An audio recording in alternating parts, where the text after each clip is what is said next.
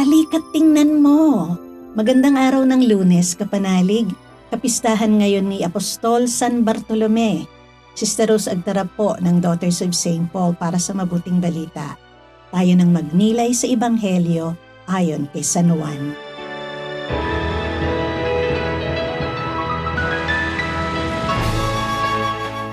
Natagpuan ni Felipe si Nathanael at sinabi nito sa kanya, "Ang tinutukoy ni Moises na nakasulat sa batas at mga propeta, siya ang natagpuan namin, si Jesus na anak ni Jose na taga Nazaret."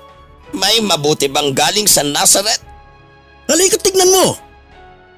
Nakita ni Jesus na palapit sa kanya si Nathanael at sinabi niya tungkol sa kanya, "Hayan ang tunay na Israelitang walang pagkukunwari."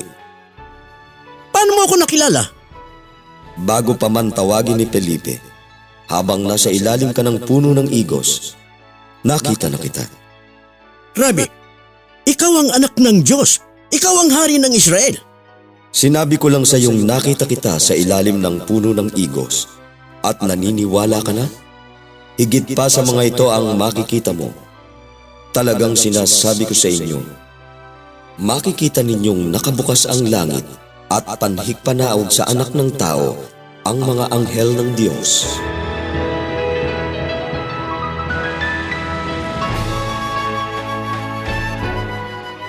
Nagtanong si Nathanael, nakilala ring Bartolome. May mabuti bang maaring magmula sa Nazaret? Nag-alinlangan siya.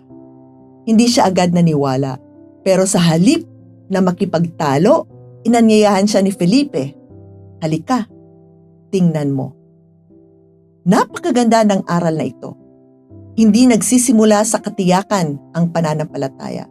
Madalas nagsisimula ito sa pagiging bukas na lumapit kay Jesus. Hindi sinabi ni Felipe, "Maniwala ka agad." Ang sabi niya, "Halika."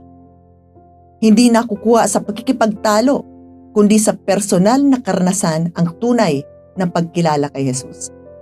Paglapit ni Nathanael, nagulat siya sa sinabi ni Jesus, "Nakita na kita." Bago pa man makilala ni Nathanael si Jesus, nakilala na pala siya ni Jesus. Ganito rin tayo.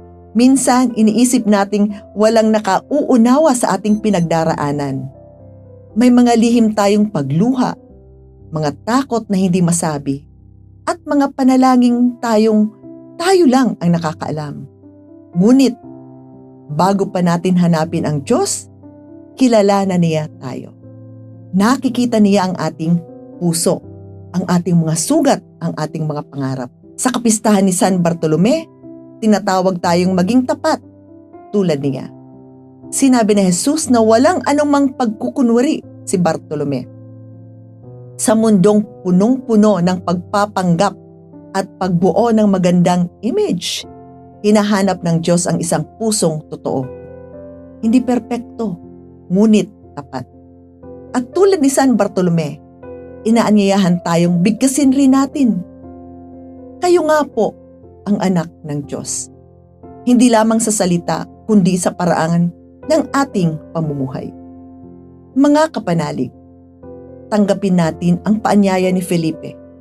Halika't tingnan mo, lumapit tayo kay Jesus araw-araw.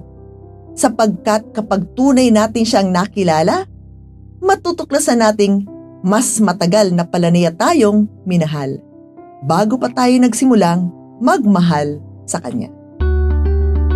Mga kapanalig, maraming salamat po sa inyong suporta sa aming misyon, lalong-lalo na sa aming mga donors at subscribers.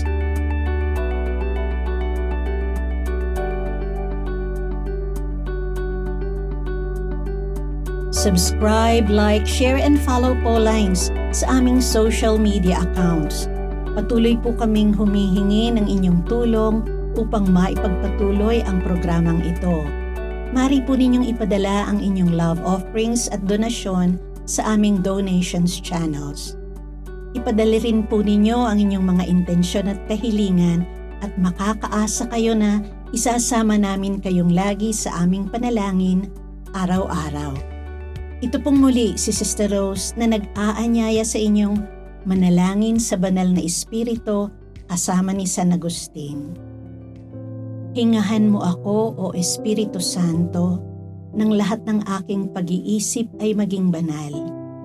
Kumilos ka sa akin, O Espiritu Santo, upang maging banal din ang aking gawain. Ilapit mo ang aking puso sa iyo, O Espiritu Santo, nang mahalin ko lamang kung ano ang banal. Palakasin mo ako, O Espiritu Santo, upang ipagtanggol ang lahat ng banal. Ingatan mo ako, O Espiritu Santo, upang maging lagi akong banal. Amen.